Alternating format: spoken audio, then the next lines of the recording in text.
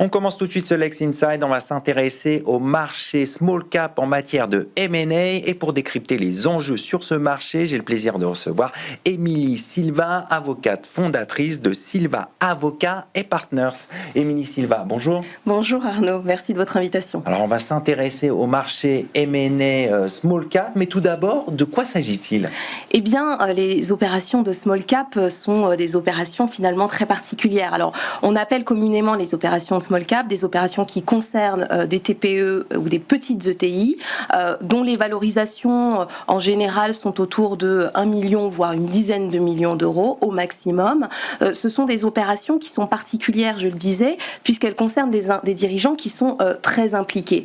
Ce sont pour certains dirigeants des moments très exceptionnels. Et je vais revenir sur cette définition, puisque la notion de small cap, on la sous-estime. C'est quand même une part très importante du marché des M&A, puisqu'en 2025, elle concernait 49% des opérations au global. Donc c'est assez significatif. Ce qui est assez significatif sur le tissu global des M&A.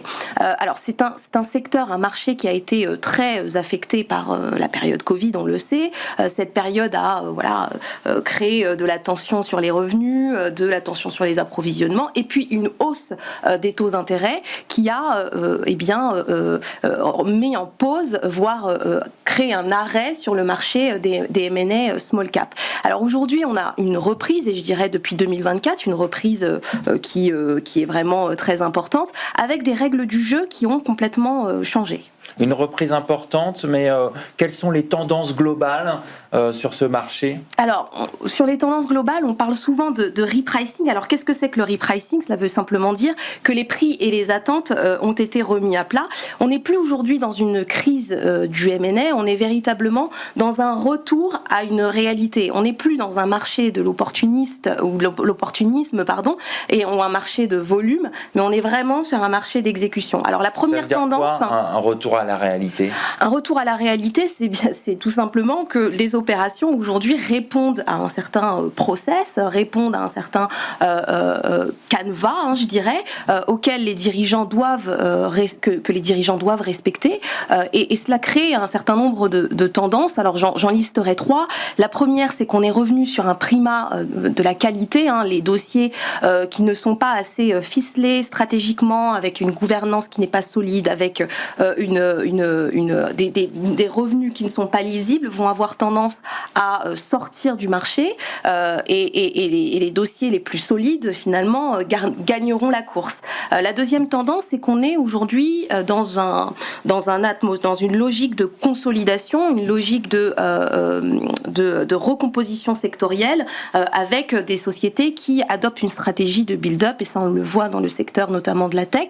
Et je dirais qu'on a une troisième tendance, qui est donc la professionnalisation des process. On le voit, alors le process M&A suit un parcours assez commun pour les avocats et pour les banques d'affaires, mais aujourd'hui on voit qu'il y a des process pré-M&A, et quand j'entends pré-M&A, c'est donc pré-deal, qui se font de manière de plus en plus importante, avec une véritable data room, avec un véritable audit sur les sociétés, avant même que la société ait manifesté son intention de dealer avec l'entreprise. Donc aujourd'hui, cette étape, elle est importante ? Elle est très importante. Elle est très importante, et elle fait vraiment partie du process M&A qui ne doit pas être vu à la légère, notamment pour les dirigeants. Donc vous venez de souligner les 3 principales tendances. Quelles sont les dynamiques qui soutiennent ces tendances ? Les dynamiques qui soutiennent ces tendances. Alors, peut-être moi je voudrais peut-être parler de la volatilité, parce qu'on parle souvent des opérations qui finalement ont continué ou perduré malgré la volatilité. Moi je dirais qu'elles ont perduré à cause de la volatilité, et presque même grâce à la volatilité. Pourquoi ? La volatilité, elle a agi finalement comme un filtre vis-à-vis de ces opérations. Comme je le disais, on n'est plus dans un marché d'opportunité, on est vraiment dans un marché d'exécution où les sociétés les plus stratégiques, disons, gagneront au change. Je m'explique aujourd'hui, mais ce n'est pas d'aujourd'hui, les sociétés, le véritable moteur des sociétés, c'est la croissance externe. Moi, je ne crois pas qu'une société qui n'adopte que de la croissance organique, c'est-à-dire la valorisation dans leur actif, va se développer. La croissance externe, elle est très importante pour gagner des marchés, pour aller chercher des concurrents, pour aller chercher des lignes de métier que la société n'a pas.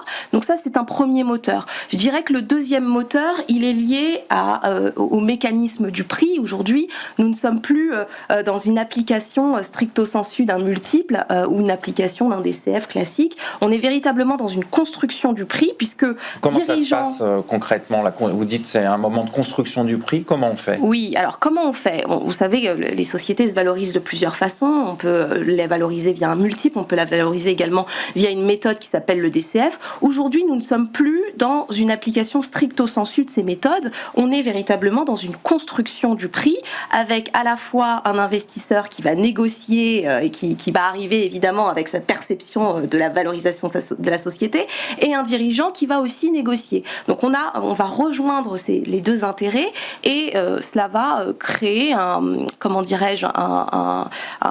mécanisme de décomposition du prix, avec un prix fixe, un earn-out, un complément de prix, et des mécanismes de protection, notamment avec une garantie d'actifs et de passifs plus développée que ce qu'on aurait pu voir alors. Alors, on va s'intéresser aux difficultés qui peuvent naître dans ces opérations, qui peuvent être compliquées, des difficultés qui peuvent être juridiques ou opérationnelles. Aujourd'hui, vous êtes spécialisé sur ce segment. Qu'est-ce que vous observez ? Ce que j'observe sur ce segment, c'est qu'effectivement, on a une difficulté, je dirais, d'ordre opérationnel. Alors, peut-être revenons sur les dirigeants. Ce que je pense, c'est que les dirigeants aujourd'hui font face à plusieurs difficultés. La première, c'est une difficulté d'anticipation. Elle est claire. Le process M&A est un process lourd, est un process qui adopte un certain nombre d'étapes à franchir, disons, et le dirigeant se retrouve finalement assez submergé ou dépassé par ce mécanisme qui peut s'avérer très lourd. La deuxième difficulté, je le vois beaucoup, c'est peut-être une difficulté d'ordre moral, psychologique. Le dirigeant ne quitte pas son entreprise en réalité. Quand il souhaite céder, il est encore maître à bord de son bateau qui est son entreprise. Alors parfois, il est aussi accompagné d'autres dirigeants, mais ça, c'est une véritable difficulté, parce que le dirigeant se retrouve à continuer son activité, puisque l'entreprise est aussi très regardée à ce moment-là, sur les chiffres et sur la continuité de son chiffre d'affaires, et en même temps, il faut continuer de travailler, il faut continuer de montrer une entreprise lisible d'un point de vue financier, lisible d'un point de vue juridique et lisible d'un point de vue stratégique.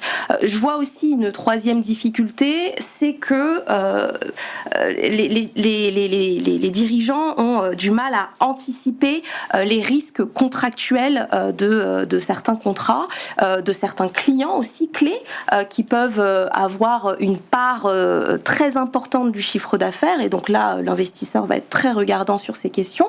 Il y a aussi des questions d'ordre contractuel, RGPD, de cybersécurité, que l'entrepreneur, le dirigeant n'aurait pas vu, et que l'investisseur et son équipe d'avocats et de banquiers d'affaires sera très très regardant. Donc moi je vois ces principales difficultés pour le dirigeant, puisque je me situe souvent côté vendeur. On va conclure là-dessus. Merci Émilie Silva. Je rappelle que vous êtes avocate fondatrice de Émilie Silva, Avocats et Partners. Absolument, merci. Tout de suite, on change de registre. On va parler fiscalité avec le Code des impositions sur les biens et services qui sera applicable au 1er septembre 2026.